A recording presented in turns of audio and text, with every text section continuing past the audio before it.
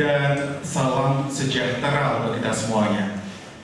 Hari ini, Selasa 8 Desember 2020, segala puji bagi Allah, Tuhan Yang Maha Esa, atas segala nikmat yang diberikannya. Pada kesempatan ini, izinkan kami menyapa kehadiran yang terhormat Kepala Dinas Komunikasi dan Informatika Kabupaten Malang, Ibu Aniswati Aziz SEMSI, yang kami hormati narasumber Bapak Adi Nugroho dari Balai Monitoring Kelas 1 Surabaya, Ketua KPID Jawa Timur Bapak Afif Amrullah SH, Pejabat Struktural Dinas Kominfo Kabupaten Malang, dan hadirin peserta sosialisasi yang berbahagia.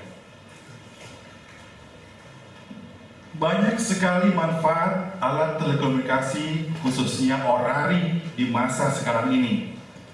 Pandemi COVID-19 saat ini, bencana alam yang kerap terjadi dengan letak geografis Kabupaten Malang yang luas, perlu informasi secara tepat dan cepat. Disinilah orari berperan.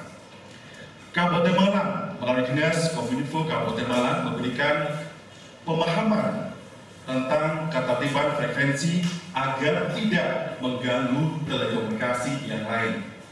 Selamat datang di acara sosialisasi izin penggunaan spektrum frekuensi radio di wilayah Kabupaten Malang tahun 2020. Boleh beri tepuk tangan yang meriah? Sosialisasi izin penggunaan spektrum frekuensi radio di wilayah Kabupaten Malang tahun 2020. Hari ini Selasa 8 Desember 2020. Berikutnya, mari kita dengarkan bersama laporan panitia yang akan disampaikan PLT Kepala Bidang Komunikasi Dinas Kominfo Kabupaten Malang yang terhormat Bapak Safwan Esos MAP. Disilakan.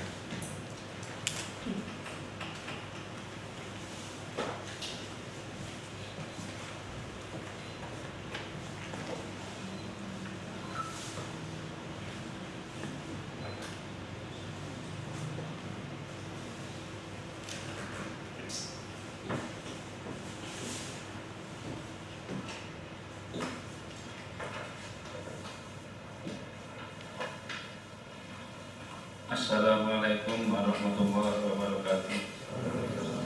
Selamat pagi dan salam sejahtera.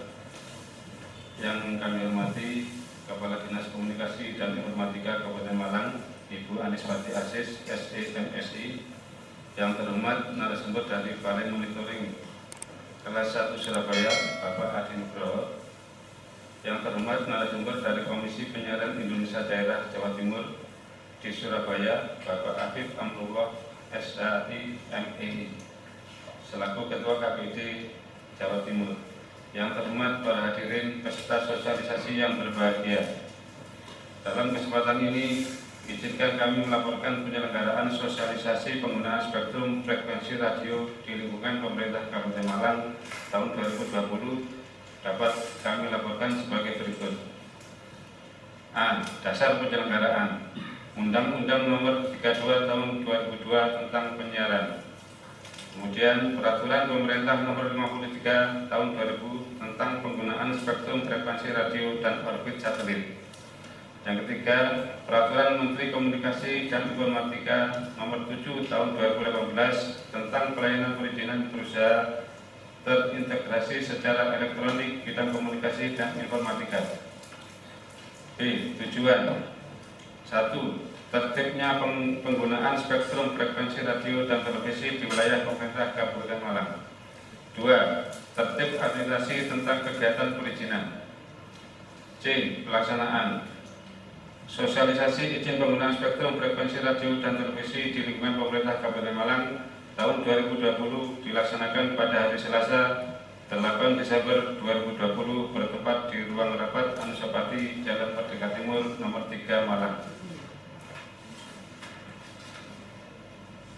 D. Peserta BIMTEK. Peserta berjumlah 45 orang dari organisasi orari, organisasi rapi, radio komunitas, dan LPPN Radio Kanjuruhan.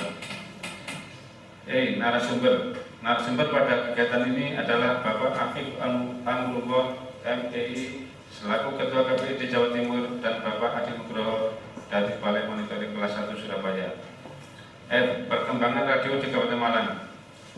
Dengan semakin maraknya pembangunan infrastruktur komunikasi saat ini, khususnya di wilayah Kabupaten Malang yang tersebar pada 33 kecamatan, baik pembangunan yang dilakukan oleh pihak pemerintah maupun pihak swasta, maka pemerintah Kabupaten Malang memandang perlu untuk melakukan sosialisasi dan pembinaan bagi pengguna fasilitas komunikasi dalam kurun spektrum frekuensi yang semakin banyak dan terus bertambah setiap tahunnya guna mendukung program dan kegiatan pemerintah.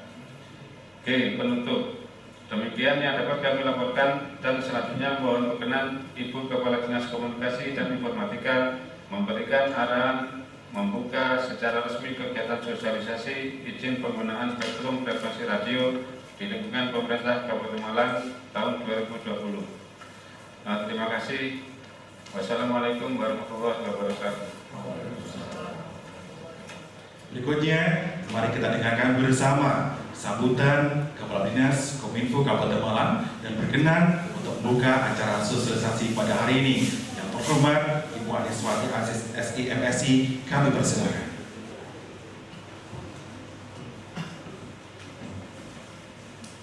Assalamualaikum warahmatullahi wabarakatuh. Selamat pagi dan salam sejahtera bagi kita semua. Yang saya hormati narasumber dari Komisi Penyiaran Indonesia Daerah Jawa Timur di Surabaya, Bapak Afif Amrullah, SHI, MPI, selaku Ketua KPID Provinsi Jawa Timur. Selamat datang Pak di Kabupaten Malang.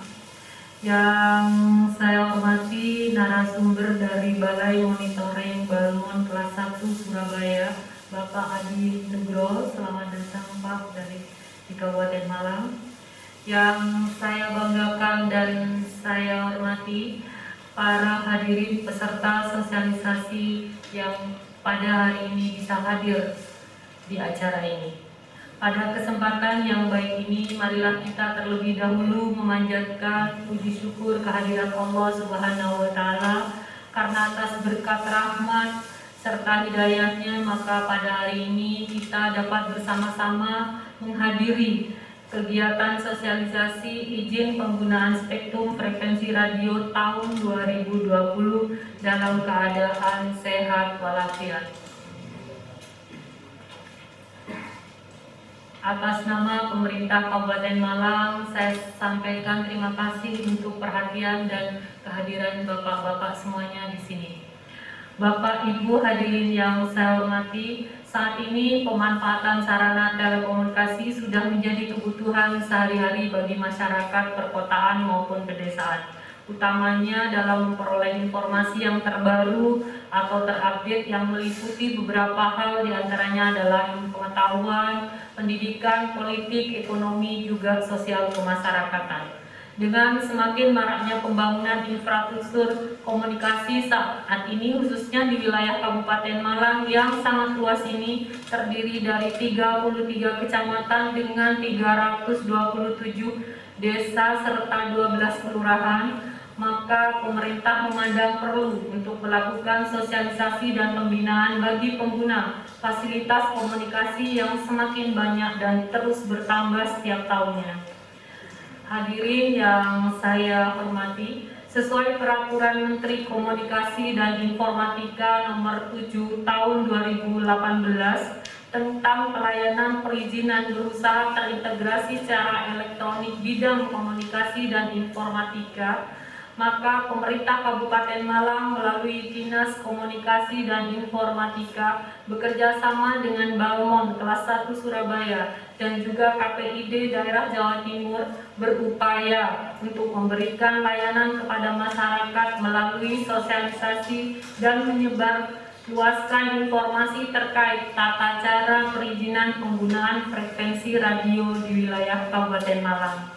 Hal ini terkait dengan banyaknya permintaan dari masyarakat, utamanya dari kalangan masjid yang ingin memiliki radio dan ponpes. Nah, ini yang sering bertanya kepada kami. Setiap penyelenggara komunikasi radio berkewajiban untuk memiliki izin sesuai kebutuhan dan peruntukan penggunaan frekuensi radio pada setiap gelombangnya. Di samping itu pula, tak kalah pentingnya konten atau muatan informasi yang disampaikan harus sesuai dengan norma dan ketentuan perundang-undangan yang berlaku, sehingga para pengguna frekuensi radio diharapkan mampu menjaga kualitas dan moralitas informasi yang disampaikan kepada masyarakat sebagai wujud perhatian dan kepedulian akan pembangunan Indonesia yang lebih baik. Jadi di dalam hal ini Dinas Komunikasi Informatika Kabupaten Malang selama ini sering ditanyakan ini berita ini hoax atau enggak, ini berita ini benar atau enggak. Nah itu kami Pak dari Dinas Komunikasi dan Informatika selalu memberikan informasi melalui kanal-kanal komunikasi yang kami miliki, yaitu IG, YouTube, dan radio. Jika ada beberapa yang ingin Bapak tanyakan apakah ini adalah hoax atau enggak, bisa Bapak melalui kanal-kanal komunikasi yang kami miliki. Penggunaan spektrum frekuensi radio harus sesuai dengan peruntukannya, serta tidak saling mengganggu, mengingat sifat spektrum frekuensi radio dapat merambat ke segala arah tanpa mengenal batas wilayah negara. Mungkin sosialisasi ini nanti akan disampaikan oleh para narasumber bagaimana seharusnya kita menggunakan secara bijak frekuensi radio yang ada sesuai dengan izin yang dimiliki. Pelaksanaan pelayanan perizinan spektrum frekuensi radio dilaksanakan dengan dukungan teknologi informasi berupa sistem data processing dan database penggunaan frekuensi radio nasional. Sistem informasi namanya Sistem Informasi Manajemen Frekuensi atau SIMF, serta pengawasan atau monitoring penggunaan frekuensi radio yang terbesar di seluruh ibu kota provinsi. Nanti Bapak dari Balmon akan menjelaskan terkait dengan SIMF tersebut. Dalam kesempatan ini kami harapkan semua pihak, baik pengguna maupun pelaksana pelayanan, untuk saling memberikan kontribusi positif dalam upaya mewujudkan kemajuan dalam pelayanan bidang perizinan penggunaan spektrum frekuensi radio. Hadirin peserta sosialisasi yang saya banggakan, terima kasih atas kehadiran dan perhatiannya kepada program dan kegiatan kami. Tanpa panjenengan semua, kami ini tidak ada apa-apanya Pak. Bapak adalah mitra kami dan kami wajib juga memberikan semacam cas ya istilahnya. Kalau HP itu harus dicas. Jadi pemahaman-pemahaman baru mungkin nanti bisa disampaikan oleh para narasumber. Untuk selanjutnya nanti kabit kami akan menjadi anggota dari Bapak dan Ibu sekalian. Demikian yang dapat saya sampaikan dalam kesempatan ini. Akhirnya dengan mengucap Bismillahirrahmanirrahim, sosialisasi izin penggunaan spektrum frekuensi radio dan televisi tahun 2020 di lingkungan pemerintah Kabupaten Malang secara resmi saya nyatakan dibuka dan dimulai kegiatannya. Semoga kita semua senantiasa mendapat petunjuk dan senantiasa sehat. Makanya dalam kegiatan ini kami menerapkan protokol kesehatan karena kami untuk saat ini mengalami lonjakan yang cukup luar biasa terkait pasien COVID. Terima kasih. Wabillahi taufiq wal hidayah. Wassalamualaikum warahmatullahi wabarakatuh. Baik, terima kasih rekan-rekan. Assalamualaikum warahmatullahi wabarakatuh. Selamat pagi dan salam sejahtera buat kita semua. Sebelumnya Ibu Kadis mohon izin untuk saya bisa memandu jalannya diskusi di sosialisasi izin penggunaan spektrum frekuensi radio di lingkungan pemerintah Kabupaten Malang. Harapannya diskusi ini bisa berjalan dengan baik, dengan lancar.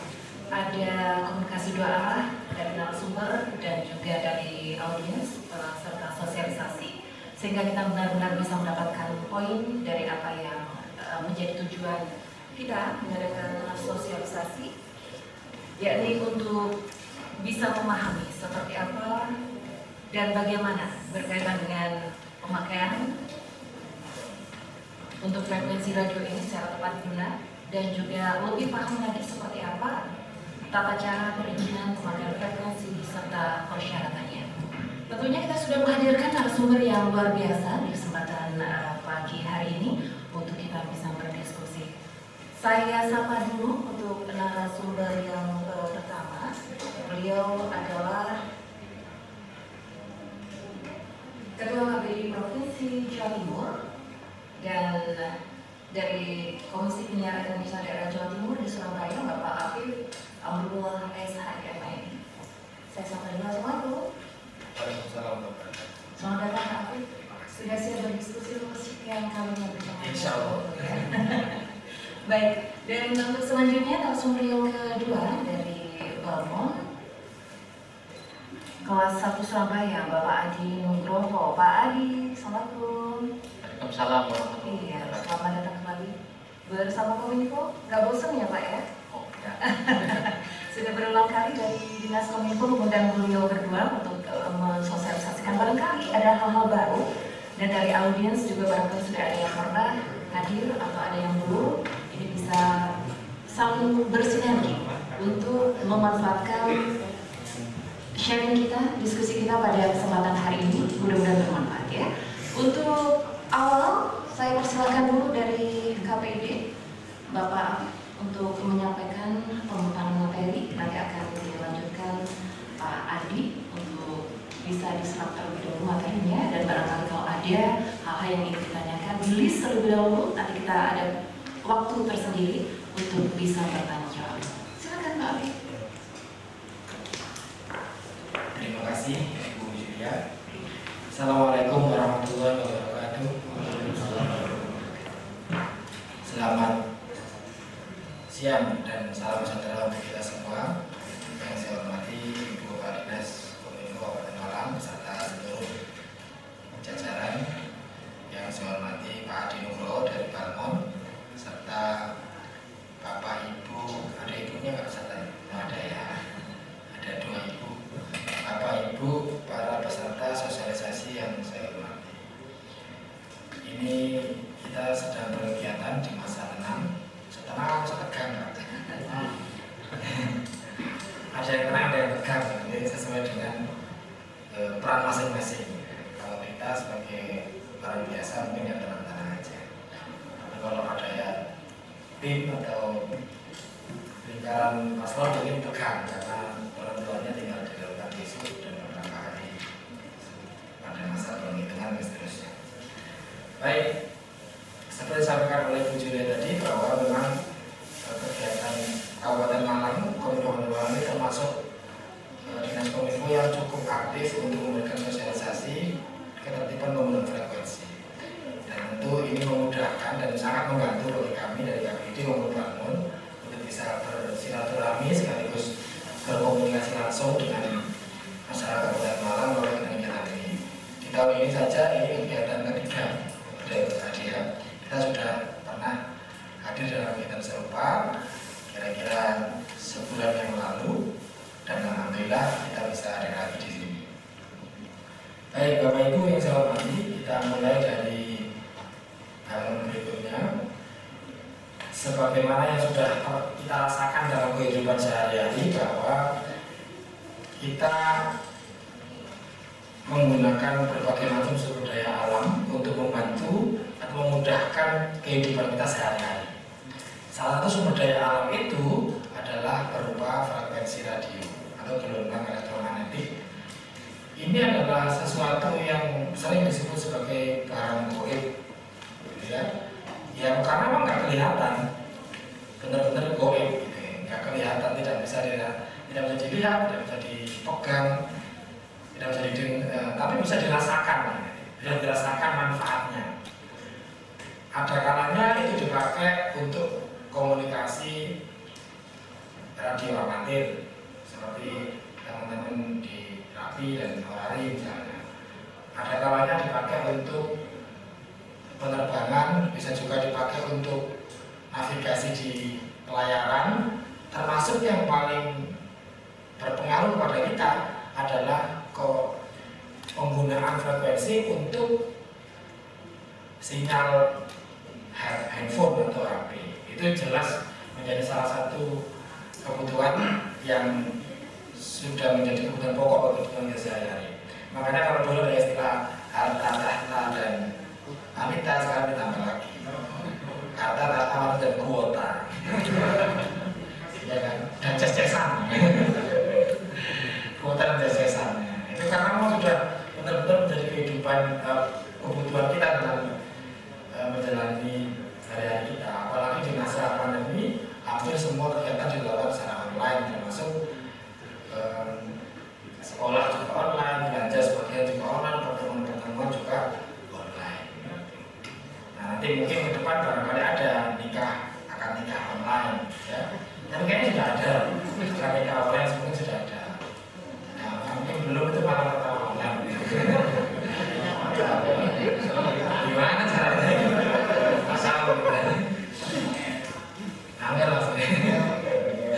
Jadi itu sudah sesuatu yang sudah kita gunakan sehari-hari dan sudah pasti menjadi kebutuhan kita. Termasuk di antara dua yang belum saya sebut adalah untuk kegiatan siaran televisi dan siaran radio. Itu pun juga menggunakan frekuensi radio.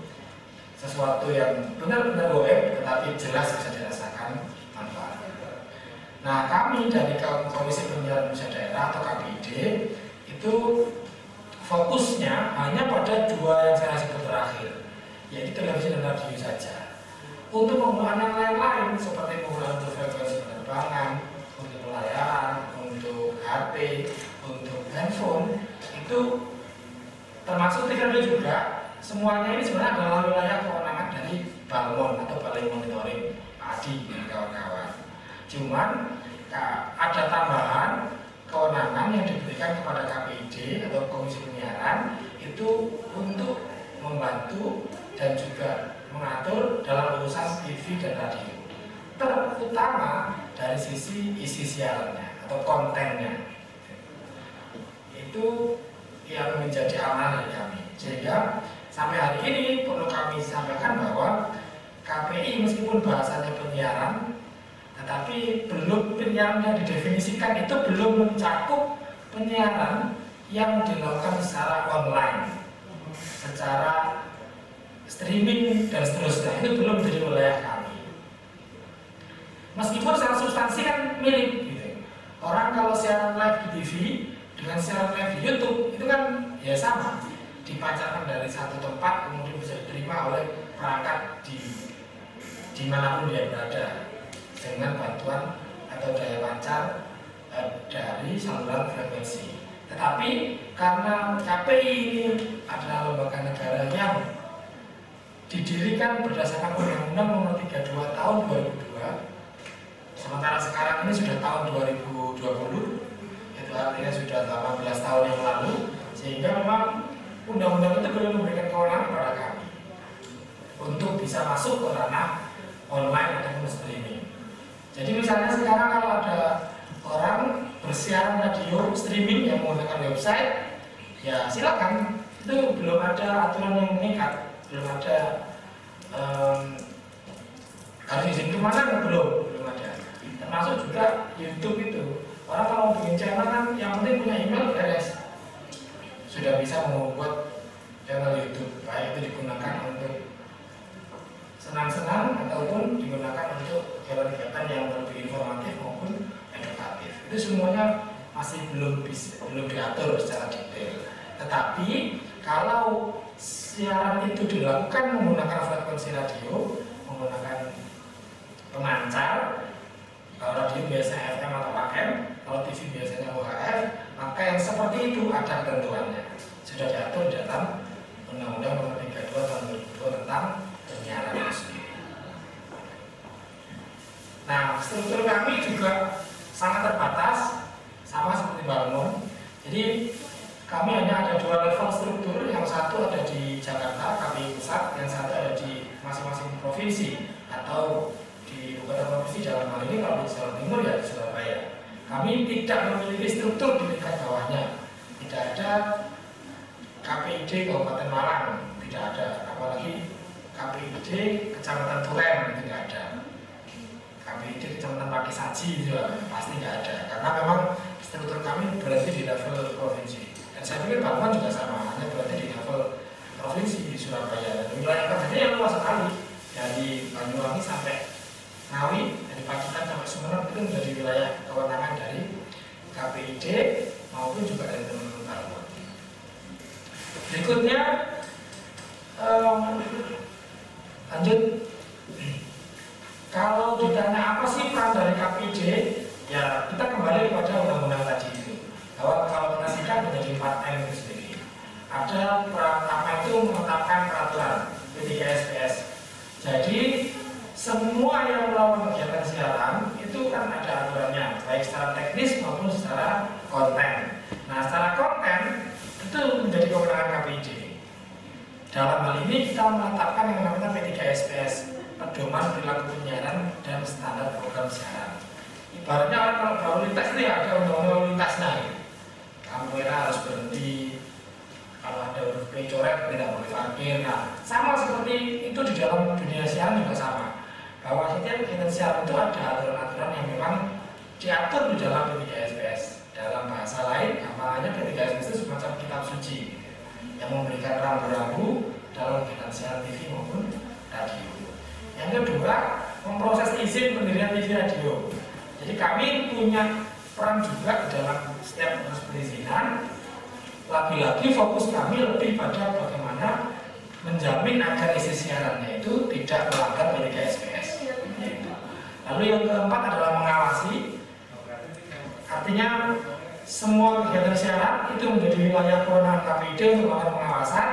Dan kalau benar-benar ada pelanggaran, maka di situ kemudian bisa diberikan sanksi administratif sesuai dengan kewenangan kami.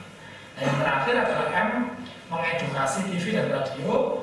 Jadi kami memberikan pembinaan kepada teman-teman TV radio agar tetap dalam jalur P3SPS, juga memberikan edukasi kepada masyarakat dengan berbagai macam cara, terutama supaya masyarakat bisa memilah dan memilih dan bijak menggunakan media, terutama mengakses TV dan radio. Nah, ini yang juga tidak kalah penting. Ini adalah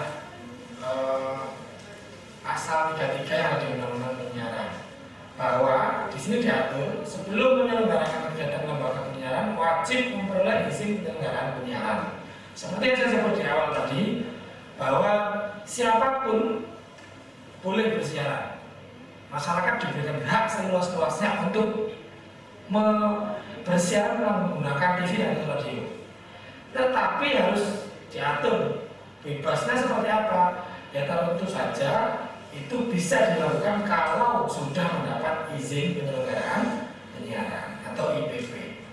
IPP ini yang menerbitkan adalah Menteri Kominfo Pusat, Kominfo RI, bukan Kominfo Kabupaten atau Kominfo Provinsi, tapi langsung Menteri Kominfo. Tapi dalam setiap prosesnya itu ada keterlibatan KPI di situ, sebagaimana diatur di pasal-pasal berikutnya. Tapi yang jelas begini, undang-undang ini kan saya sebut tadi undang-undang yang dibuat tahun 2002, 18 tahun yang lalu. Kemudian kemarin pada saat undang-undang Omnibus Law atau undang-undang Cipta Kerja, itu pasal-pasalnya ternyata ada yang masuk dalam urusan penyiaran.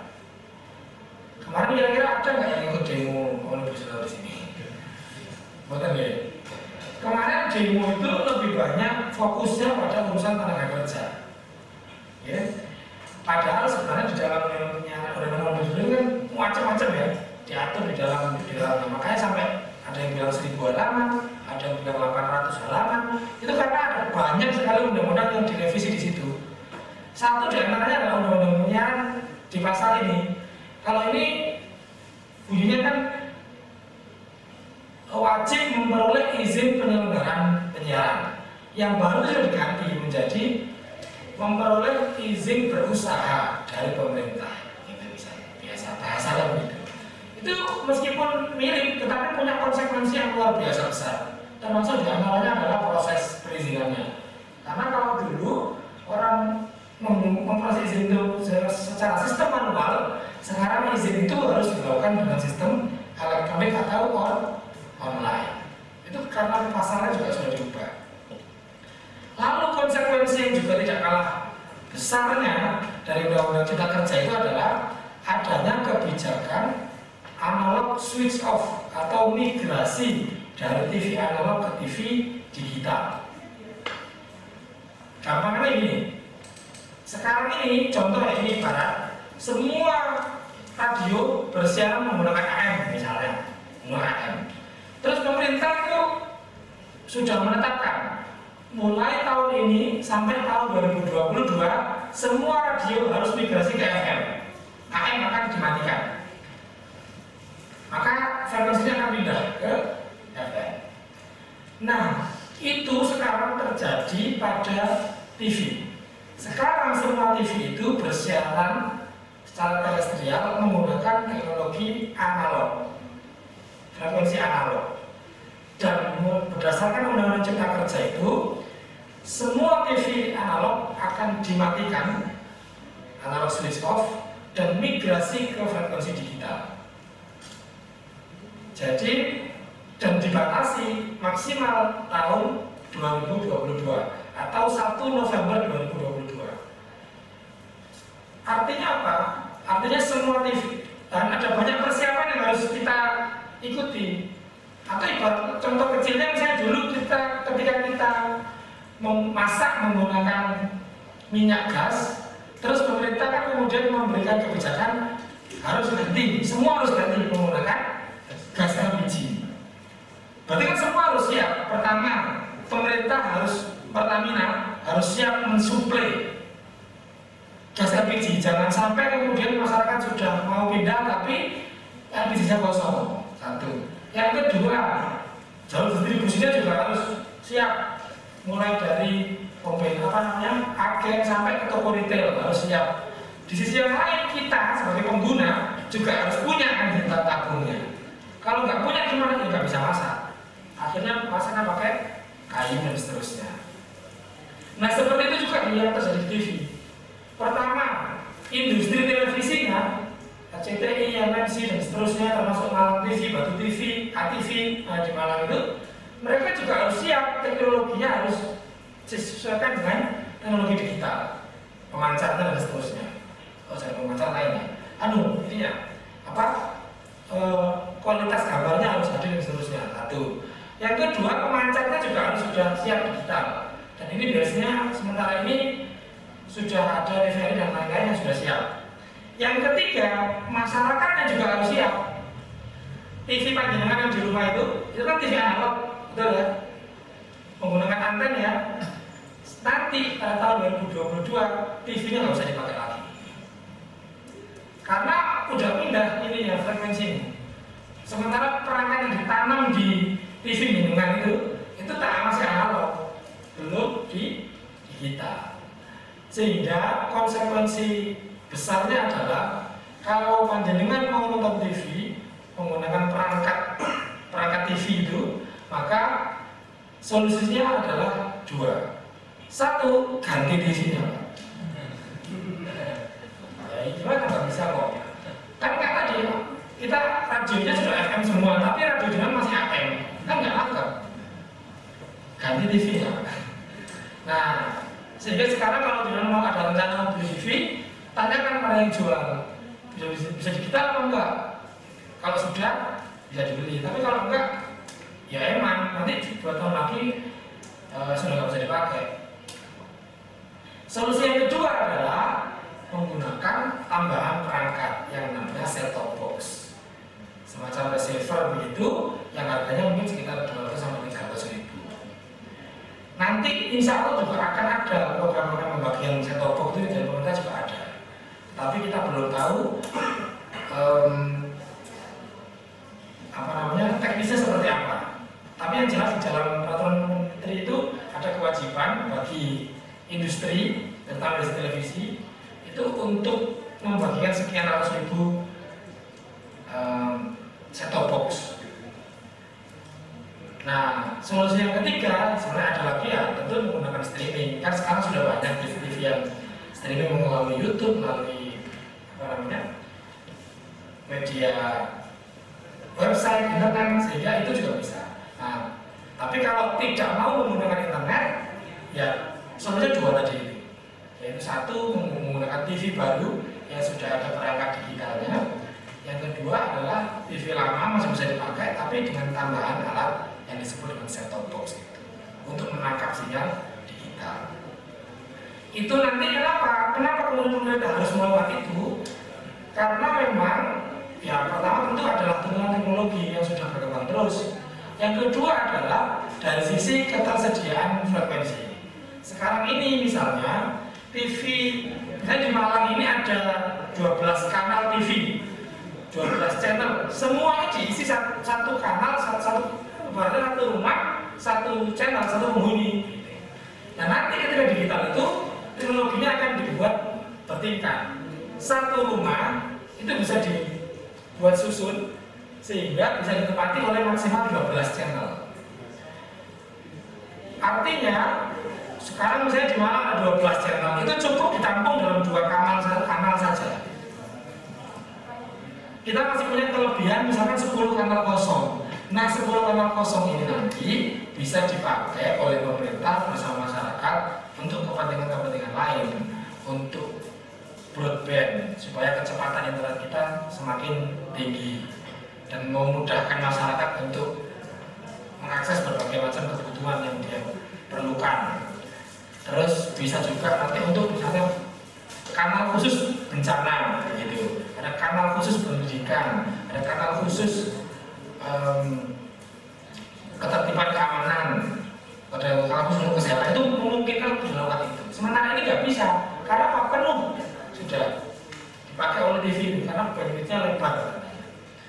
Baik, kita lanjut lagi.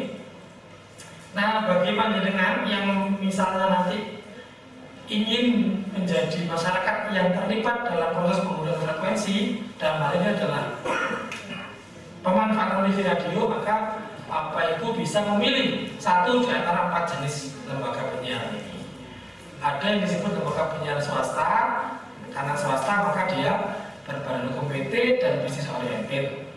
Kalau TV di Malang ya misalnya Malang TV, Batu TV, kemudian Dama TV, itu semua adalah TV swasta. Kalau radio ya seperti Mas FM, kemudian apa namanya C3 misalnya, lalu KDS, nah itu adalah contoh-contoh lembaga penyiaran swasta. LPP itu adalah lembaga penyiaran publik yang memang dikelola oleh pemerintah kabupaten kota ataupun kabupaten ataupun pemerintah pusat. Ya RRI TVRI itu LPP namanya. Kalau di Batu itu ada TV namanya ATV, Agropolitan TV. Itu adalah TV yang dikelola oleh Pemkot Batu. Terus yang berikutnya ada LPK, lembaga penyiaran komunitas. Dia berkumpulan tidak untuk bisnis, tapi dari oleh bentuk komunitas, punya anggota. Misalnya ada komunitas pengajian, di sini ada RDI itu di masjid namanya. Bukan, yang satunya lagi. Ya itu komunitas pengajian. Kalau masjid jami itu cenderungnya lebih ke swasta. Kemudian ya, ada komunitas petani, ada komunitas nelayan, ada komunitas pecinta budaya. Nah itu tuh bisa didirikan dalam bentuk LPK. Nah yang terakhir adalah lembaga penyiaran berlangganan. Ini biasa disebut dengan istilah TV kabel. Umumnya ini ada di daerah-daerah yang blank spot, yang belum terjangkau sinyal TV, sehingga kalau mau nonton TV masyarakat harus pakai parabola. Tapi kan tidak semua orang bisa beli parabola. Makanya kemudian hadir sebuah perusahaan TV kabel yang menangkap sinyal dari konten provider lalu disalurkan ke rumah-rumah warga menggunakan kabel. Nah itu yang kemudian bisa disebut dengan istilah TV kabel. Berikutnya nah, tahapan izin itu seperti ini.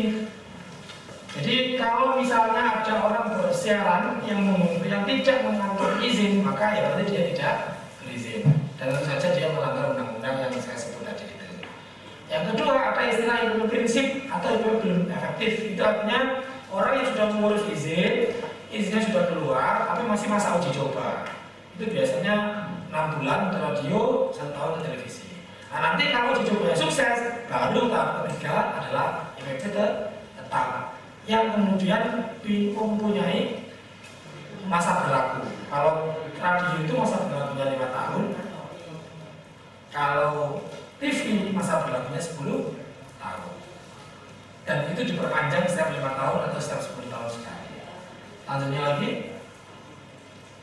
Nah, yang perlu kami sampaikan di sini bahwa seperti yang juga sudah saya sampaikan, adanya Undang-Undang Cipta Kerja itu juga sudah didahului dengan adanya Peraturan Menteri Kominfo yang tahun 2018 yang mewajibkan agar semua proses perizinan itu dilakukan secara elektronik atau secara online. Kalau dulu orang ngurus radio itu biasanya bikin proposal dulu, tebal sekali proposalnya karena memang meliputi banyak aspek termasuk lampiran-lampirannya. Itu kemudian dibawa ke Surabaya untuk didaftarkan sebagai pemohon IPP atau izin penyiaran. Nanti akan diproses sesuai dengan tahapan-tahapan yang ada. Nah, sekarang semua sudah berubah, tidak lagi manual, tapi sudah secara online. Siapapun pemohonnya, yang penting semua syarat administrasi dan syarat lainnya lengkap, maka dia bisa mengajukan izin dari rumah masing-masing. Yang penting ada kuota internetnya, atau bisa dari kantor masing-masing. Semuanya sudah dilakukan secara online. Melalui apa? Selanjutnya melalui OSS atau misalnya pintu pertamanya itu adalah melalui OSS atau Online Single Submission untuk mendapatkan nomor induk berusaha.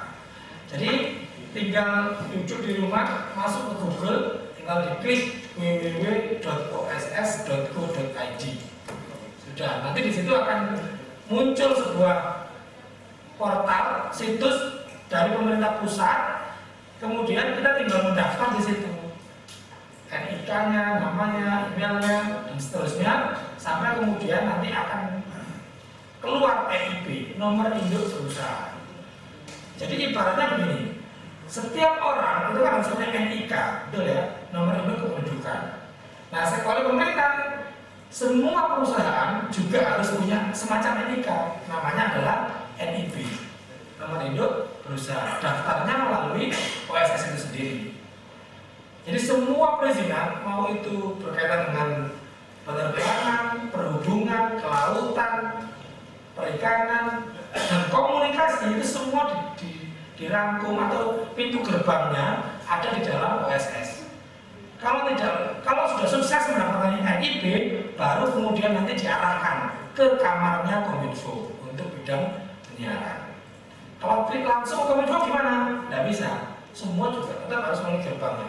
Jadi ibaratnya ini memang gerbang pintu utama, lalu sudah masuk nih, sudah boleh masuk, diizinkan, baru nanti diarahkan mau menuju ke kamar yang mana.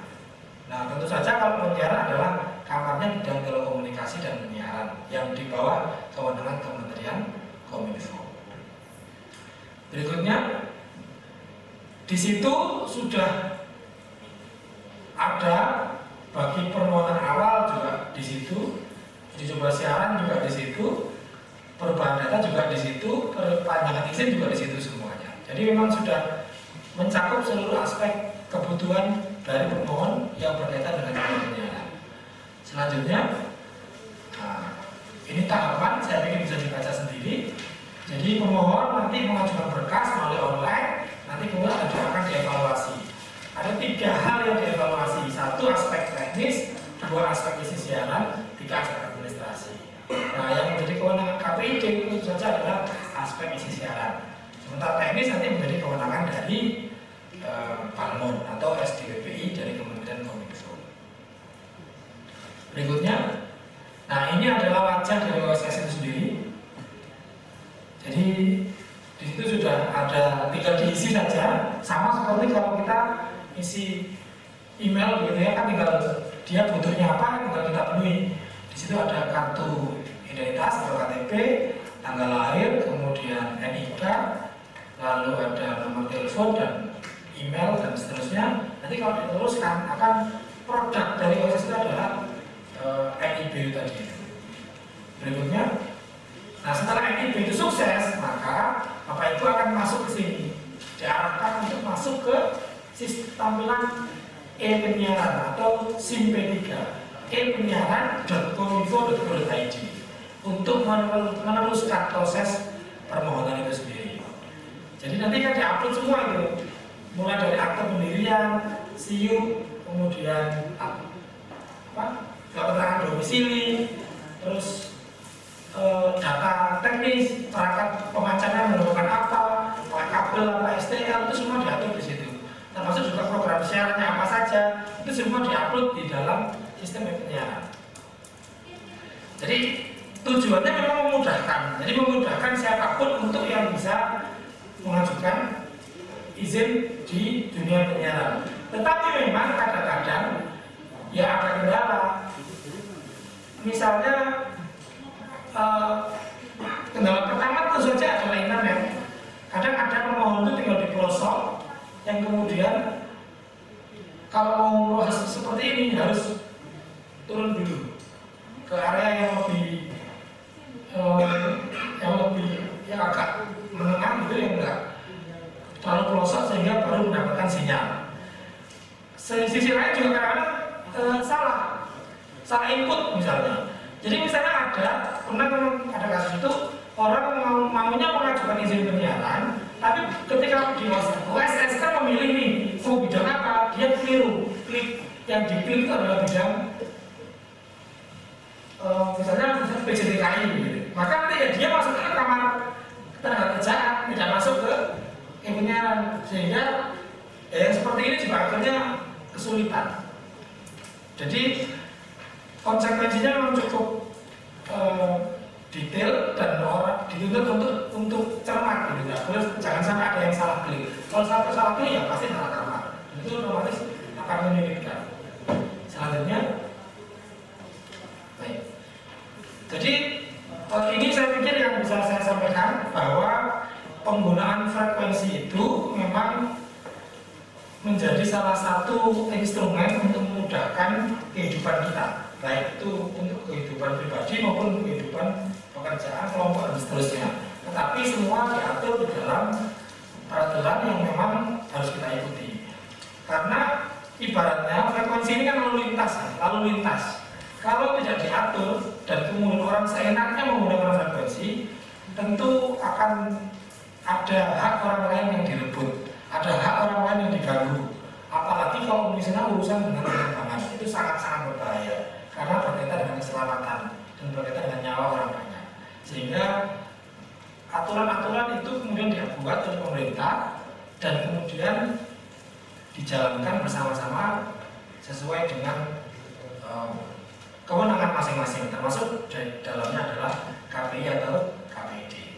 Demikian, terima kasih. Assalamualaikum warahmatullahi wabarakatuh. Waalaikumsalam warahmatullahi wabarakatuh. Kita berikan tepuk tangan untuk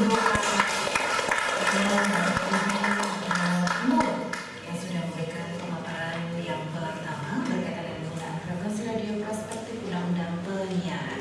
Ya, mau tidak mau memang kondisi sekarang ini di perkembangan teknologi kita dihadapkan pada teknologi digital yang seperti disampaikan oleh Pak Afif bahwa ini mengandung konsekuensi yang luar biasa. Mau tidak mau harus Pak Afif.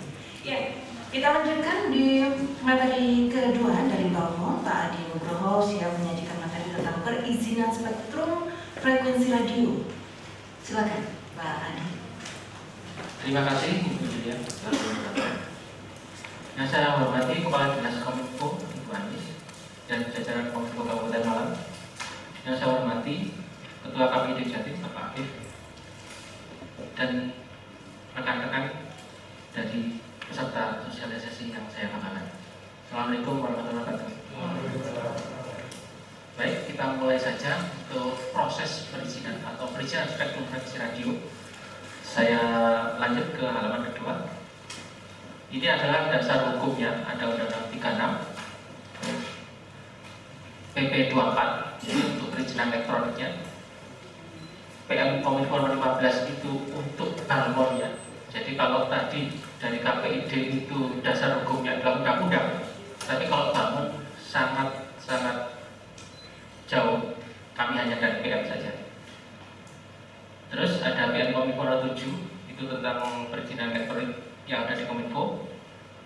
Nah, yang akan kita jelaskan nanti di proses perizinan adalah PM Kominfo nomor 9 dan PM Kominfo nomor 17 tahun 2018 tentang ketentuan operasional penggunaan informasi radio dan kegiatan amati radio dan komunikasi radio antar provinsi. Jadi nanti fokus kedua itu. Lanjut. Sebelum kita ke perizinan frekuensi, kita lihat frekuensi itu apa sih? Jadi ini ada 3, tapi sebenarnya ada 2. Bisa debat 3, bisa debat 2. Bingung kan? Nah, apa itu? Pertama itu frekuensi sonar. Frekuensi sonar itu adalah getaran saja atau gelombang saja. Macamnya ada infrasonik, ada audio, ada ultrasonik. Kalau infrasonik itu dan ultrasonik yang dengar tuh hebat biasanya. Yang ini kayak kelelawar, kuda itu ultrasonik. Ultrasonik yang kelelawar. Kalau audio itu adalah frekuensi yang bisa kita dengar dari 20 Hz sampai 20.000 Hz, itu frekuensi audio. Tapi itu adalah hanya gelombang atau getaran saja. Untuk di atasnya itu namanya gelombang elektromagnetik. Jadi ada 2, yaitu spektrum frekuensi radio dan spektrum frekuensi cahaya. Kenapa dibedakan ada 2? Karena yang spektrum frekuensi cahaya ini sudah ada di alam. Contohnya ya tadi ada sinar infrared, cahaya tampak, ultraviolet, X-ray, alfa, beta, gamma, dan sinar kosmik itu sudah ada di alam. Nah, untuk spektrum frekuensi radio ini adalah yang ada di alam hanya ada noise awalnya gitu. Nah, manusia itu usil. Nah, ini dibuat eksperimen, akhirnya bisa digunakan untuk kebutuhan manusia itu sendiri. Jadi itulah fungsinya budaya manusia di sini, budaya. Jadi spektrum frekuensi radio ada di alam hanya untuk noise, digunakan untuk kepentingan manusia. Nah, spektrum frekuensi radio ini ada macam-macam. Jadi ada berdasarkan frekuensinya ya, ada VLF, LF, MF. VLF itu very low frekuensi, LF itu low frekuensi, MF itu medium frekuensi, HF itu high frekuensi, VHF very high frekuensi, UHF ultra high frekuensi, SHF super high frekuensi, dan EHF extremely high frekuensi. Ada lagi alokasi spektrum frekuensi yang belum dialokasikan karena semakin tinggi frekuensi sifatnya akan menjadi cahaya. Jadi hanya lurus saja. Kalau VLF itu bisa merambat di tanah, tapi kalau sudah UHF ke atas itu makin SHF ke atas itu makin lurus. Jadi pancarannya hanya lurus. Itu perbedaannya. Baik, ini pengetahuan tentang frekuensi. Jadi ada frekuensi yang bentuk gelombang dan ada yang gelombang elektromagnetik. Nah, kami di sini mengawasi, atau Balon kelas 1 Surabaya itu tugasnya mengawasi penggunaan spektrum frekuensi radio, bukan mengawasi spektrum frekuensi cahaya. Jadi hanya radio saja, dari VLF sampai EHF tadi. Lanjut. Nah, ini untuk spektrum frekuensi radio. Jadi ini ada Undang-Undang 36 tahun 99. Tapi kalau turunannya di PM itu PM 9 tahun 2018. Jadi di pasal 2 ayat 1, setiap penggunaan spektrum frekuensi radio wajib berdasarkan izin penggunaan spektrum frekuensi radio. Macamnya ada banyak. Nah, ini di pasal 6 disebutkan. Jadi macamnya izin frekuensi radio itu ada 3. 1, IPFR, izin pita frekuensi radio. Ini masa lakunya 10 tahun. Contohnya apa yang menggunakan? Yang contohnya gampang adalah seluler. Jadi kalau Bapak tahu istilah 2G, 3G, 4G, 5G, dan 1G yang AMS itu, tapi AMS dulu belum. Itu izinnya adalah izin pita.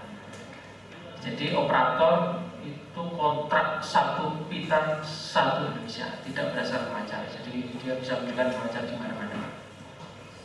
Yang kedua, izin stasiun radio atau ISR. Ini masa laku 5 tahun. Contoh izin ini adalah izin ISR broadcast. ISR broadcast adalah ISR yang digunakan untuk pemancaran penyiaran. Ada penyiaran radio, penyiaran TV. Ada dua itu. Terus izin LAN. Izin LAN ini adalah untuk komunikasi di darat. Jadi darat ke darat.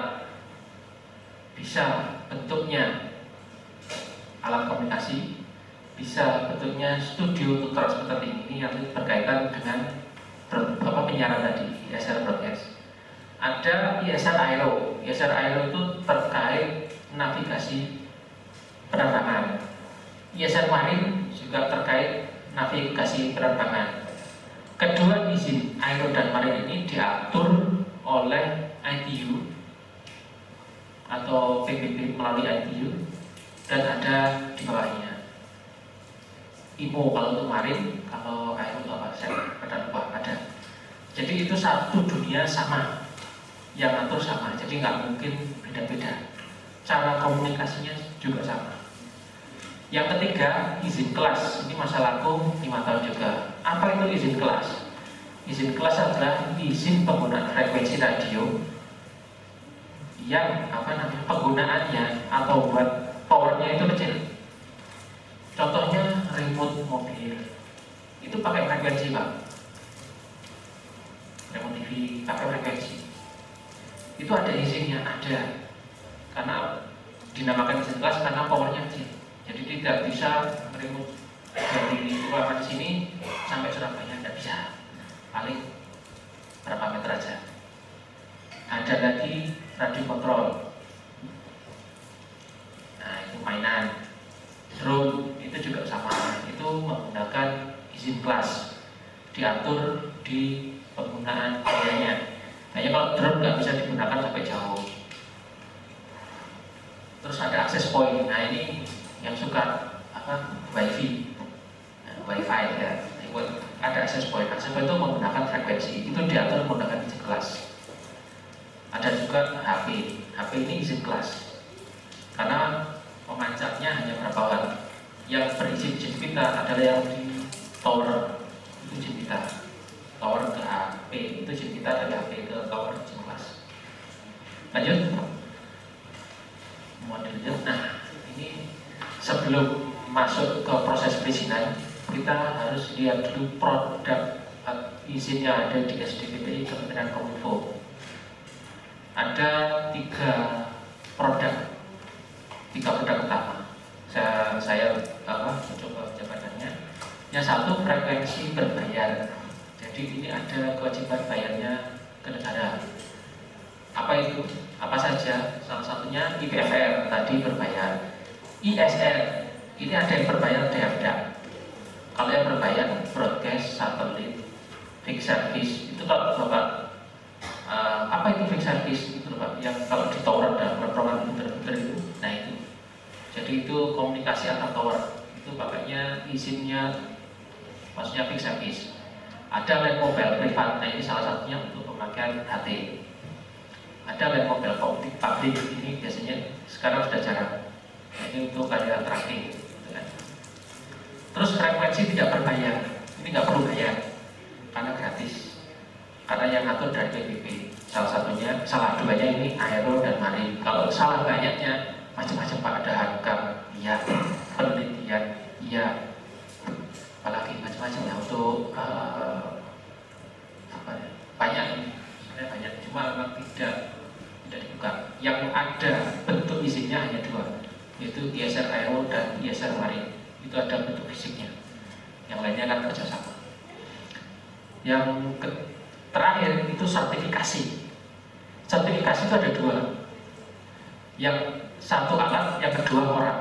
Nah, kalau alat itu izin kelas yang tadi disampaikan. Jadi kalau beli HP ya yang per email, yang ada sertifikasinya. Kalau enggak, nanti rugi sendiri. Beli HT sama harus ada yang sertifikasinya. Kalau enggak, ya pasti akan kecewa karena istilahnya barang PM, black market. Kalau orang ini ada beberapa, ada reor, ada IAR, ada ikraf. Reor apa? Dia adalah operator kapal. Jadi ketika pelayaran ada operator komunikasi yang bertugas untuk berhubungan dengan stasiun pantai dan kapal-kapal lain. Itu untuk navigasi. Ada IAR. Nah, IAR ikraf ini masuk di sertifikasi orang. Ini untuk organisasi. IAR untuk orari, ikraf untuk rapi. Membawa lanjut. Nah ini. Terus licensingnya di mana? Nah, karena semua proses sudah online, licensingnya perizinan di SDWP itu ada 4. Spektra web ini adalah untuk pengurusan ISR, baik yang berbayar maupun tidak. IAR ikraf, nah ini untuk pengurusan IAR dan ikraf. Sertifikasi ini untuk pengurusan sertifikasi alat. Reor ini untuk sertifikasi orang. Lanjut. Nah ini kita bahas di izin stasiun radio di PM Kominfo nomor 9 tahun 2018 pasal 26 ayat 1. ISR sebagaimana dimaksud dalam pasal 6 itu diterbitkan untuk mengoperasikan perangkat. Nah, jadi diterbitkan untuk pengoperasian perangkat. Jadi izin pemakaian frekuensinya namanya gitu. Ya. Izin ini sebagaimana proses itu ditetapkan berdasarkan satu ketersediaan kanal. Kalau kanalnya habis itu tidak bisa. Ini contoh kasus yang sudah terjadi di Surabaya Raya, Surabaya Gresik Sidoarjo. Perizinan Alkom untuk frekuensi GHF, RPU GHF sudah habis. Jadi ini mulai bulan lalu ditolak semua. Untuk RPU GHF itu habis, kanalnya habis. Yang kedua ini kan berdasarkan ketersediaan kanal. Kalau kanalnya habis ya sudah selesai. Kalau ada ya masih ada. Contoh lagi di broadcast itu masih ada, Pak Afif. Nah itu banyak sekali. Kalau udah habis ya sudah, harus kanalnya ditetapkan dulu baru ada proses selanjutnya. Terus yang B, perencanaan penggunaan pita frekuensi radio atau backband. Nah ini backband kan macam-macam ini. Ini pemerintah yang merencanakan. Bisa untuk marin, aero, radiolokasi, ada untuk penelitian, ada untuk hankam, ada untuk penyiaran. Salah satunya tadi sudah dibahas Pak Afif tentang efisiensi broadcast di TV digital. Itu termasuk perencanaan backbandnya. Yang C, perencanaan penggunaan kanal frekuensi radio atau channel ini sama, yang 1, 2 sama. Yang D, efisiensi penggunaan spektrum frekuensi. Nah, ASO yang tadi disampaikan oleh Bapak Afif itu sama, ini masuk di sini Pak. Jadi efisiensi penggunaan spektrum frekuensi. Kenapa efisien? Ya ibaratnya kalau sekarang itu penyiaran TV itu satu mobil, satu penumpang dan satu driver plus penumpang. Jadi harus penumpang, ya driver nih, itu satu orang. Besok kalau dengan menggunakan kanal digital itu nanti ada driver sendiri. Driver sendiri itu namanya istilahnya MUX, penyelenggara MUX. Kalau penumpangnya itu pemilik IPT. Nah itu penumpang nanti, gimana? Jadi istilahnya gitu. Jadi kalau sekarang ini penyiaran TV itu ya sudah di driver sak penumpangnya wong situ. Nah, kalau besok itu drivernya dewi Pak, sih tadi driver sendiri. Itu penyelenggara MUX. Nanti dia ngangkut bisa 8 sampai 12 penumpang. Otomatis jalannya nggak macet. Nah, ada mobil tersedia banyak, sisanya ini untuk keperluan yang lain yang seperti disebutkan oleh Pak Afif. Itu efisiensi penggunaan spektrum frekuensi radio. Monggo terus. Nah ini untuk izin stasiun broadcast.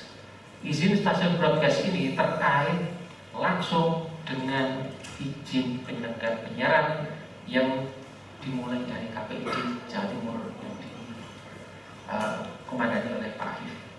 Ini terkait langsung, tidak bisa tidak, karena tanpa ada KIPD nggak akan mungkin bisa ISR-nya atau izin stasiun radionya. Jadi prosesnya itu dimulai dari OSS. Ini aturannya ada sebelah kanan, nomor 1 itu Pak bawah. Prosesnya ada di kiri. Aturannya apa? PP 24 tahun 2018. Ini yang tanda tangan Bapak Presiden Jokowi langsung. Mau tidak mau, suka tidak suka harus dilakukan. Jadi semua proses perizinan terintegrasi OSS. Jadi untuk perusahaan ya, bukan untuk perorangan. Kalau perorangan bikin radio nggak bisa Pak, tapi perusahaan bisa. Perorangan bikin TV nggak bisa, tapi kalau perusahaan bisa. Karena tadi ada NIB dan KBRI. NIB itu adalah kayak NIK-nya. Kalau KBRI itu usaha utamanya. Nah ini usaha utama. Penyiaran adalah usaha utama di proses perizinan yang ada di Indonesia, bukan pemakaian frekuensinya. Tapi terkenalnya, yang penting frekuensi ini Pak, radio siaran. Oh salah. Yang penting siarannya, isi siarannya. Kalau isi siarannya sesuai, pasti dikasih frekuensi. Melalui mana? Melalui KPID awalnya. Kita Pak, itu benar-benar harus dipahami. Jadi tidak bisa lepas. Jadi setelah KPID-nya sesuai, KBRI kan dari akte pendirian usaha. Terus perlunya lagi untuk pakai frekuensi izin operasional saja. Ya, di OSS sudah jelas izin, sudah diklarifikasi jelas. Jadi punya NIB, izin utamanya apa, izin operasionalnya apa. Nah, frekuensi itu hanya izin operasional penyelenggaraan penyiaran. Terus kalau sudah punya NIB KBRI, otomatis dapat notifikasi di penyiaran pasti. Yang seperti disampaikan Pak Afif. Nah, kapan berhubungan dengan riset frekuensi? Setelah punya izin prinsip atau IPP sementara, baru bisa melakukan proses perizinan ISR. Jadi kalau tahu langsung, Pak saya mau bikin ISR, pasti tidak bisa. Harus melalui OSS dulu, OSS beres ke KPID dan proses IPP dulu, IPP prinsip selesai, baru bisa proses ISR protes. Jadi sebentar, kita tuh dikit hanya operasional saja. Setelah itu, ya tadi kalau di Kominfo nomor 3 ya, nomor 2 kan tadi di EPP, nomor 3 baru proses ISR. Proses ISR itu ada 2, di radio biasanya ada 2, ISR pemancarnya dan ISR studio to transfer link. Itu kalau studionya beda dengan pemancar. Biasanya studionya di kota, pemancarnya di gunung biasanya Pak. Nah itu prosesnya urutan, tidak bisa terbalik atau tidak bisa loncat nggak bisa, apalagi terbalik tak mungkin. Jadi urut OSS beres, IPP beres, baru ISR broadcast beres. Setelah ISR broadcast beres, baru ISR STL. Itu pun ISR STL bisa muncul kalau di penyiarannya benar. Karena di penyiaran itu kalau nggak salah ada 3 alamat. Jadi alamat PT, alamat studio, sama alamat pemancar.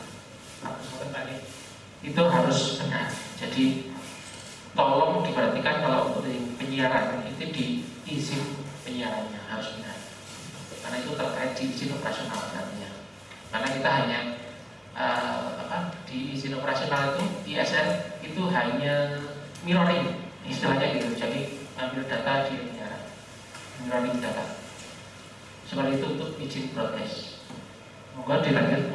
Nah, untuk tata cara pengajuan ISR, ini tadi webnya kan ada 4. Ini satu aja webnya Pak, sama 4-nya satu aja. Kalau ISR 1. Jadi permohonan ISR diajukan secara online atau melalui licensing yang sudah terintegrasi dengan OSS.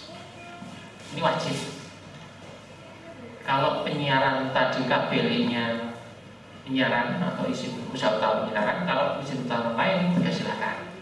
Yang penting kalau di ISR itu ada namanya izin operasional produk dari OSS-nya.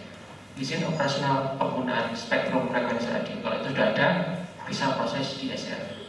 Dia dapat notifikasi langsung masuk ke Yanti buat username password. Setelah itu masuk ke penyiaran dan spektrum ini untuk ISR-nya, bukan password tersebut. Nah, ini waktu pelayanannya atau proses perizinannya itu cuma 1 hari jadi. Hari ini jadi atau 1 hari jadi. Batasnya 11. Tapi ini ada hitungnya Pak. Jangan bilang gini, Pak saya sudah niat proses Pak, masuk 1 hari nggak jadi. Nah, niat kok. Niat makan belum makan ya belum kenyang Pak. Oke. Ini harus diperhatikan. Jadi kita ngitungnya ketika aplikasi ISR dikirim ke sistem. Jadi proses pengajuan oleh upload dokumen, send. Nah itu mulai ngitung. Jadi waktunya hanya 1 hari jadi atau hari ini jadi. Batasnya jam 11. Di bawah jam 11 hari ini jadi. Di atas jam 11 besok jadi. Itu Pak. Jadi sifat perizinan di mana? Mandiri atau swalayan kata online. Jadi jangan nggak usah minta ada yang minta tolong gini-gini. Nah, online sendiri Pak. Semuanya dilakukan mandiri. Kami hanya bertugas mendampingi saja, mendampingi dan memandu saja, gitu saja. Lanjut. Nah, ini alur pengajuan ISR baru. Jadi alur pengajuannya bagaimana? Ya pasti namanya licensing aplikasi web, basisnya web itu pasti minta username. Bapak punya Facebook ada username-nya ada? Ada. Bapak masuk email ada username-nya ada? Ada. Bapak punya ID ada username-nya ada? Ada. Daftar dulu. Nah sama. Bapak masuk Bukalapak atau Tokopedia atau Lazada pasti bikin username dulu. Masa tahu pesen. Bapak pesen Gojek minggir nyegat di jalan nggak bisa. Pasti lewat aplikasi. Pak aplikasi Pak. Aplikasi gimana? Download dulu daftar username sama. Jadi semua harus daftar username dulu. Syaratnya apa? Nah ini syaratnya 1 NIB dan izin komersial operasional. Kami nggak butuh KBLI karena bisa macam-macam KBLI-nya macam-macam. Yang dibutuhkan hanya izin operasional biasanya. Penggunaan spektrum frekuensi radio. Surat kuasa penunjukan PIC. Akte pendirian dan perubahan terakhir. NPWP izin usaha. Ini biasanya ada di macam-macam izin usaha, ada izin prinsip, ada IPP, ada IUJK, ada OS macam-macam. Itu izin usaha. Ini dilakukan secara online. Setelah akun jadi, baru bisa mengajukan proses perizinan ISR, proses ISR. Syaratnya apa ya? Bikin surat permohonan, ngisi formulir ISR, membuat konfigurasi jaringan, membuat peta lokasi. Nah, ada kalau ini nomor 5 itu khusus untuk penyiaran, jadi izin prinsip atau IPP.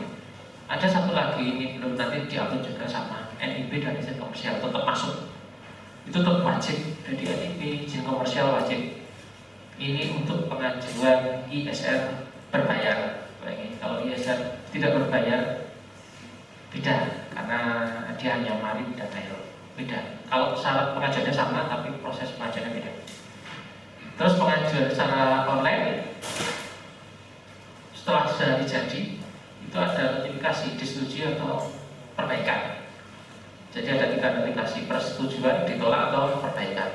Kalau perbaikan perbaiki, ada perbaikannya di mana sudah ada notifikasinya. Setelah disetujui, download tagihannya. Setelah download tagihannya dibayar di bank tagihannya, bukan dibayar di bank admin, bank pemerintah, BNI, BRI atau Mandiri. Kalau ke saya, tak jamin menekan kantor jangan. langsung ke bank pemerintah. Ini bentuk transparansi.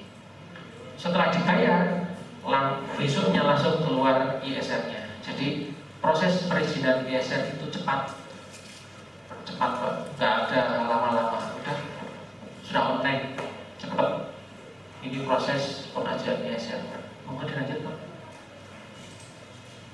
Nah, ini untuk masa laku ISR. Nah, ini masa laku ISR untuk badan usaha memang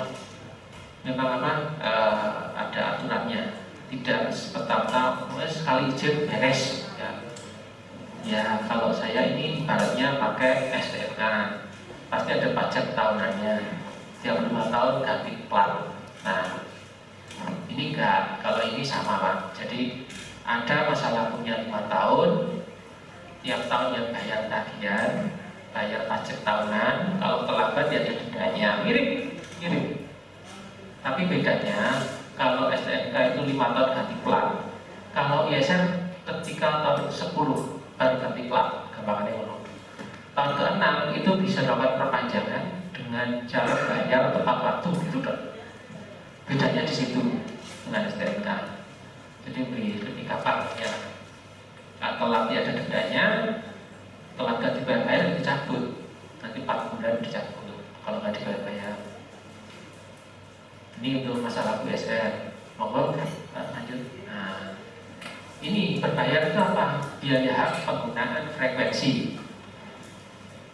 Yang dibayar ini penggunaan frekuensi untuk kepentingan berusaha. Caranya bagaimana? Ya tadi download tagihannya, bayar SPP-nya, download ISR-nya, terus setting alat sesuai ISR. Ini masih untuk berusaha organisasi dan untuk orang. Itu langkahnya Pak. Lanjut. Nah, ini baru untuk amatir radio dan komunikasi radio tertentu ya.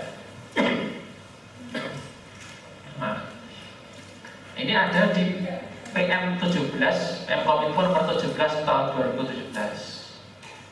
Nah, ini istilah umum amatir dan rapi. Apa itu amatir? Amatir adalah kegiatan komunikasi radio mengenai ilmu pengetahuan, penyelidikan, teknis dan informasi yang berkaitan dengan teknik radio dan elektronika. Kalau rapi, komunikasi radio antar penduduk yang selain disebut KRAP adalah komunikasi radio yang menggunakan bintang frekuensi radio yang telah ditentukan secara khusus untuk penyelenggaraan KRAP dalam wilayah Republik Indonesia. Perbedaannya di mana? Perbedaannya satu, dua-duanya hobi komunikasi, ya kan sama. Bedanya kalau yang rapi itu tidak ada penyelidikan teknis. Jadi kalau mau ngoprek pasti harusnya amatir. Tapi kalau ada komunikasi saja, rapi saja cukup. Itu pilihan. Pengen dua-duanya silahkan, nggak ada yang larang Pak. Mau jadi anggota rapi plus orari ya monggo, silahkan. Caranya ya ada, boleh, nggak ada yang larang. Tapi ya harus konsekuen. Kalau rapi ya rapi, kalau orari maksudnya jangan berpakaian rapi ketika di organisasi orari, atau kebalikannya, pakaian rapi ya ketika pas sedang di rapi, ketika di orari ya pakaian orari. Jadi jangan istilahnya kalau di ini nek nyambut gawe sing temen, nek liburan ya sing temen, ojo nyambut gawe mikir perainan, pas perainan mikir nyambut gawe, nah gak tadi kabeh, nah, istilah gitu. Nah, ini perbedaannya. Kalau organisasi amatir radio di 23 itu banyak. Yang saya singkat ORAI adalah organisasi bagi penggiat amatir radio yang diakui oleh Menteri dan anggota International Amateur Radio Union atau IARU. Jadi ini perbedaan keduanya utamanya. Jadi kalau organisasi amatir radio kelasnya internasional, kalau organisasi amatir radio hanya nasional, karena di Indonesia yang diakui oleh Menteri di pasal 24 itu. Organisasi organisasi komunikasi radio antar penduduk yang sering disebut terapi adalah organisasi yang bagi pegiat KRAP di Indonesia yang diakui oleh Menteri, jadi kelasnya nasional. Dua-duanya sah selama masih NKRI. NKRI kan harga mati Pak ya. Jadi dua itu boleh. Selainnya nggak ada. Kalau untuk organisasi komunikasi radio hanya ada dua, orali dan terapi. Lanjut. Nah ini di IAR-IKRAP, telekomunikasi untuk keperluan perseorangan meliputi pasal 2, 3, dan 4. Silakan dibaca di PM17, Kominfo nomor 17 tahun 2018. Jadi kegiatan amati radio, izinnya namanya IAR atau izin amati radio. Kalau komunikasi radio antar penduduk, nama izinnya IKRAP atau izin komunikasi radio antar penduduk. Masa waktunya sama 5 tahun. Kalau IAR di pasal 14, kalau IKRAP ada di pasal 59 PMKOM 2017. Untuk biaya pengurangan frekuensi atau BHPF-nya tidak ada. Jadi hanya ada di proses pengajuan IAR-nya saja, bukan di penggunaan frekuensinya. Karena di penggunaan frekuensinya, frekuensi kedua itu organisasi. Jadi pemerintah memberikan frekuensi tersebut untuk dikelola organisasi. Penggunaannya harus melalui organisasi, tidak bisa melalui perorangan, tapi organisasi. Bagaimana di organisasi tersebut? Ya, silakan bagi anggota organisasi tersebut untuk memberikan aspirasinya di organisasi bagaimana prosesnya. Pemerintah tidak bisa masuk di dalam. Lanjut. Tata cara pengajuan IAR-IKRAP. Nah, dari 4 alamat, ini kita pindah alamat yang kedua ya, IAR-IKRAP. Sama. Permohonan ISR diajukan secara lisensi, tapi tidak melalui OSS karena perorangan Pak. Kalau OSS kan harus punya akte pendirian. Nah, kalau perorangan kan akte kelahiran ya, cukup ini aja, nggak perlu OSS. Kalau perorangan. Terus alamatnya di iar-ikrap.postal.go.id. Proses perizinan first come first serve. Jadi cepat nih, sama jadi tapi siapa cepat ya dikasih. Jadi kok saya lambat, ya langsung aja cepat. Sifat perizinannya mandiri atau swalayan, sama mandiri atau swalayan, sama. Lanjut. Nah ini untuk alur IAR atau IKRAP. Jadi syarat utama, kalau tadi kan ada EIB macam-macam, kalau ini cuma email. Jadi kalau sudah punya email 2, itu bisa jadi anggota IAR dan IKRAP. Kalau emailnya 1, ya emailnya salah satu. Karena mandatory di sistem harus 1 akun untuk 1 izin. Jadi kalau punya akunnya 1 ya misalnya 1. Kalau pengen jadi anggota IAR dan anggota amatir dan anggota rapi, ya harus punya 2 akun dengan 2 email yang berbeda. Jadi syaratnya 2 itu ajukan secara online, nanti dan milih yang baik IKRAP. Silahkan. Pengen rapi, ya udah masuk rapi. Syaratnya sederhana kok rapi. Jadi cuma KTP, ya, fotonya biru nggak salah layarnya. Nah, yang kedua ini yang penting, KTA rapi atau notifikasi KTA dari rapi. Jadi selama IKRAP atau IAR ini diberikan hanya kepada anggota organisasi. Kalau bukan atau belum jadi anggota ya belum bisa. Ini banyak kasus datang ke kami, Pak saya pengen punya IAR tapi nggak mau jadi anggota organisasi orali. Ya nggak mungkin diberikan. Sama di rapi juga sama. Pak aku kan nggak nempat di IKRAP Pak. Oh nggak nempat, mantap. Tapi aku nggak terima jadi anggota rapi. Ada Pak, kasus ini ada. Oh Pak, aku nggak bayar iuran. Nah jadi kacau ini.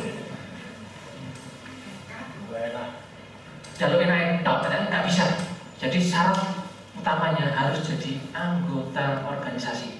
Ya pasti bayar iuran Pak sama organisasi kok. Ya, tentukan pemerintah ada itu iurannya. Ya organisasi Pak. Ngono sih sampai dengan kami kan. Pak ini iurannya mahal Pak. Ya urusan organisasi Pak. Organisasi kan perlu hidup juga. Nggak mungkin kan. Jadi itu ya.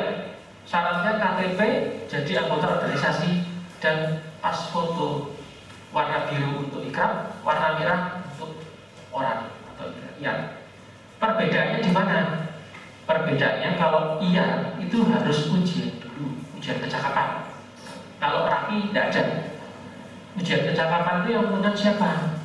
Bukan juga dan pemerintah yang menentukan, tapi kan juga aduk dari aturan IARU. Jadi ada kecakapan-kecakapannya. Ada penegak, penggalang, siaga, paling rendah siaga. Ujian dulu, ujian lulus, jadi anggota organisasi kan sudah bisa keluar IAR siaganya. Itu kalau yang orali. Nanti ujian lagi penegak lulus, dia jadi anggota aktif. Maksudnya aktif sih bayar ya istilahnya, bayar iuran. Terus daftar langsung keluar IAR penggalangnya. Begitupun di penegak. Semuanya online. Jadi nanti tagihannya ada kalau di Rapi itu hanya tagihan ikrab itu dibayar 5 tahun langsung dulu iarnya, ikrabnya. Kalau di IAR hanya ada 2, bayar ujiannya 1, yang kedua bayar iarnya. File file iarnya PDF semua. Jadi sekarang tidak ada file izin di SDWPI yang bentuknya hard copy atau apa namanya kayak SIM gitu kan. Semuanya PDF. Ini salah satu bentuk efisiensi juga. Biar gampang. Kalau bentuk hard copy itu nyetaknya cepat, sampainya ke orangnya lama. Biasanya gitu. Karena bertingkat. Tapi kalau ini sudah dulu sendiri, beres. Lanjut. Nah ini untuk izin amati radio. Yang diberikan dalam bentuk elektronik sudah disampaikan dan diunduh melalui akun pemohon. Macam permohonan IAR ada permohonan baru, perpanjangan, kenaikan tingkat dan pembaruan. Jadi ada permohonan baru calon anggota baru yang menjadi anggota, ada perpanjangan itu yang IAR-nya habis, ada kenaikan tingkat yang pengen naik kecakapan, ada pembaruan itu biasanya untuk yang pindah alamat. Seumpama dari Jakarta pindah ke Malang, otomatis KTP-nya kan cabut semua ke sana, dipindah ke sini, disebut sekalian izin amatirnya. Dulu lokalnya di Jakarta, pindah lokal Malang, begitupun berarti sama. Selanjutnya sama, selanjutnya Mas, ini rapi. Selanjutnya, ini untuk amatir. Next. Nah. Ini persyaratan umum IAR baru, perpanjangan, kenaikan tingkat, pembaruan. Syaratnya kalau IAR ya kalau baru KTP, pas foto terbaru latar belakang warna merah, lulus UNAM, anggota jadi anggota tetap anggota. IAR perpanjangan, IAR masih berlaku, rekomendasi dari orali, jelas Pak, rekomendasi kan salah satunya keaktifan. Aktif tidak kan, monggo. Pas foto terbaru latar belakang warna merah. Kalau kenaikan tingkat, IAR masih berlaku. KTP pas foto terbaru latar warna merah, rekomendasi orali dan lulus UNAR kenaikan. IAR pembaruan, surat keterangan pindah alamat dari instansi yang berwenang. Pas foto terbaru latar belakang merah. Jadi kan surat pindah dari dinas kependudukan setempat ke alamat baru. Lanjutnya ini untuk ikrab. Nah, ikrab diterbitkan dalam bentuk elektronik sama, diunduh melalui akun pengguna sama. Macamnya, perbedaannya tidak ada kenaikan tingkat. Jadi ada 3 aja: baru, perpanjangan, dan pembaruan. Lanjut Mas. Kalau baru sama KTP, pas foto, EKTA-nya. Kalau ikrab perpanjangan, rekomendasi dari nanti pas foto terbaru warna warna biru, latar belakang biru. Kalau ikrab kenaikan tingkat, gue yang salah. Bukan ikrab kenaikan tingkat, maaf ini salah cetak. Ikrab pembaruan, sorry, maaf, salah. Ikrab pembaruan adalah surat keterangan pindah alamat dan instansi berwenang, pas foto terbaru, latar belakang biru. Itu Pak, yang sudah ada. Demikian yang bisa saya sampaikan. Terima kasih. Matur nuwun. Iya, kita berikan aplaus untuk Bapak Adi. Sebelum saya mulai,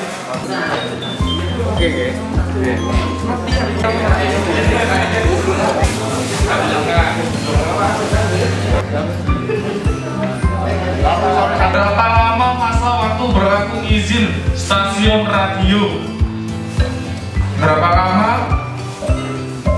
masa waktu izin stasiun radio? Silakan pilih sesuai warna yang ada di handphone masing-masing. Yang merah 5 tahun, biru 2 tahun, kuning 10 tahun, hijau 7 tahun. Tadi ada di materi loh. Monggo silakan ke depan. Simojan Ampel. Simojan Ampel. Monggo silakan maju.